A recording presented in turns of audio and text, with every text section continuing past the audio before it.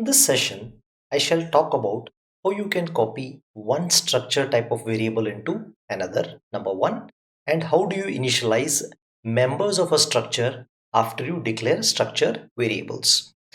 Let us say I have defined a structure called as student with the following information or following members.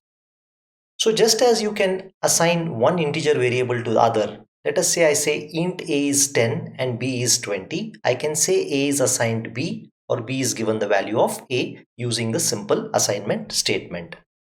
Same way, let us say I declare two structure variables std1 and std2 of this particular student type model.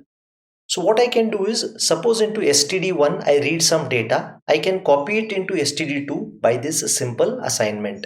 I can say std2 is assigned to std1.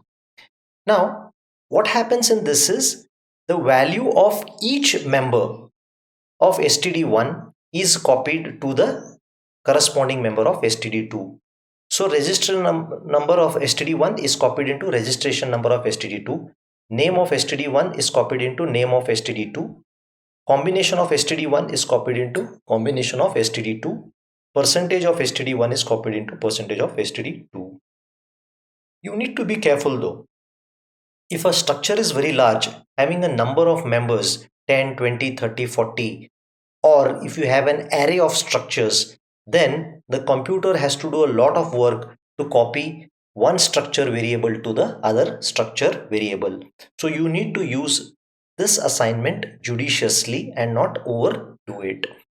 Now, important points. One structure variable can be assigned to the other structure variable only if they are of the same type. I am assuming std2 and std1 are of the student structure type. If one is employee type and one is student type, you cannot assign them or copy the contents from one to other. Just like you cannot copy the value of a string to an integer or integer to a string. Doesn't make sense.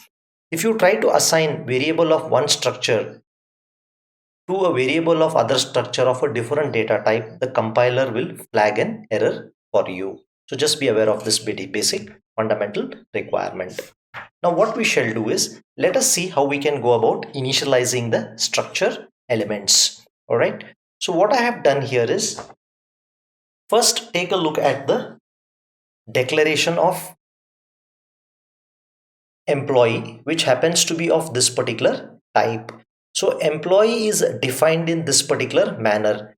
emp1 is a variable of this particular type. That means emp1 will have the following members as a part of its memory. So what I am doing is, since first is an integer, I am saying 1 2 3 4 comma, then the name I am giving it Lakshmi, designation I am giving manager, comma, and the last salary is 10,500.00. So here what happens is, each of the members of this emp1 are going to get the following values. The order of assignment is important because the first item will go to ID number, second will go to name, designation will go here, and salary will go here. If you interchange Lakshmi and manager, you will get the wrong name and you will get the wrong designation. Just be aware of it. Compiler will not warn us, or the computer does not help us if we do mistakes on our part. It can only detect errors which are syntax and logic at runtime, but if you do errors like exchanging these two, it's not going to help you.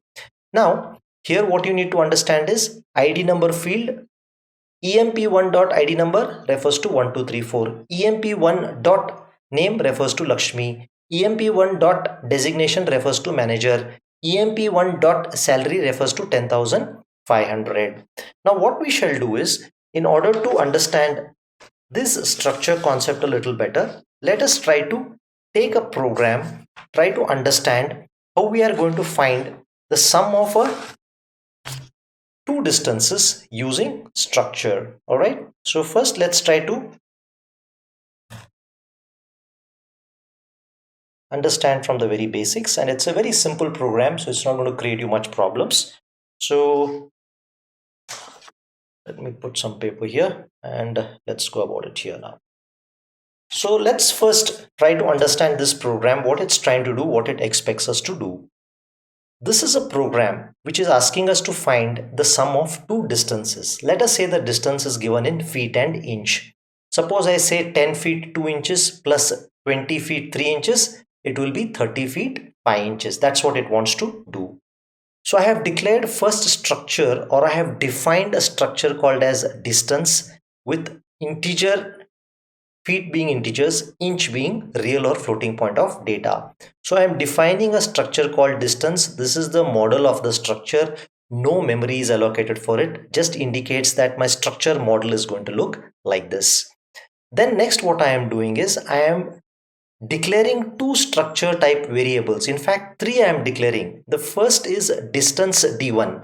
So d1 is a structure variable of this particular type having the following members. So d1 in memory will look like this. Feet is going to be 5, inches is going to be 6.75. d2 is a distance variable. I have not given it any values. I am going to ask the user to enter it from the keyboard. d3 is going to hold the sum of feet and sum of inches. Now let's see what I am trying to do here. I am asking the user enter the second distance, enter the feet and enter the inch. Let us say d2 dot feet is 6 feet, d2 dot inch is 8.25 inches. Now it's easy to calculate d3. d3 can be 6 plus 5, it can be 11. But here if you see the inches, it is going to 15 inches. 15 inches is 1 extra feet and 3 inches. So the feet should be added to feet here. Alright, so let's see how we do it. First what I do is d3 dot feet. This I make it 0. Alright, so I make it 0. Just understand I'm making it 0.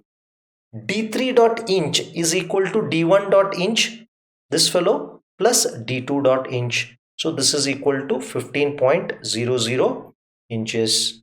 Okay, or like this they show it in maths. Now I want to convert this 15 inch into one more feet, because it should be extra feet, because 15 inches is 1 feet 3 inches. So what I am doing here is I am doing it quite simple. If d3 dot inch is greater than or equal to 12.0, it is greater than 12.0. So what is going to happen? This d3 dot inch, we are going to subtract 12 from it. So when you subtract 12 from it, this ends up becoming 3.00. All right. Now I also need to increase this feet, because I have converted inch into feet. I make this d3 dot feet by 1. That's why I made d3 dot feet equal to 0. So this becomes 1 feet. This is 1 feet 3 inches. But I have still not added 6 and 5. So what I am going to do in the next step, d3 dot feet is equal to, I have used a shortcut assignment just for space. d3 dot feet is equal to d1 dot feet plus d2 dot feet plus d3. So it is 6 plus 5, 11, 11 plus 1, 12. So it is going to be 12 feet and 3 inches when I print it on the output screen. So when I am printing d1 feet, it's going to print 5 feet 6.75 inches. d2 feet 6 feet 8.25 inches. d3 is going to be 12 feet and 3 inches. So in order to understand this, take different values of for d1 variables, d2 variables, and try to find the sum. It's quite simple once you draw the diagram. For structures, I would strongly recommend draw the diagram to make sense. This one can be feet, this one is inch. Same here, this is feet, this is inch, this is feet, this is inch. So this way when you play around, you will understand structures much better and you will know what is happening. Once you visualize and start typing the programs, even if you make mistake, programming is going to be easy. You just don't need to, you should never give up when you're learning programming. That is the only essential to learning programming.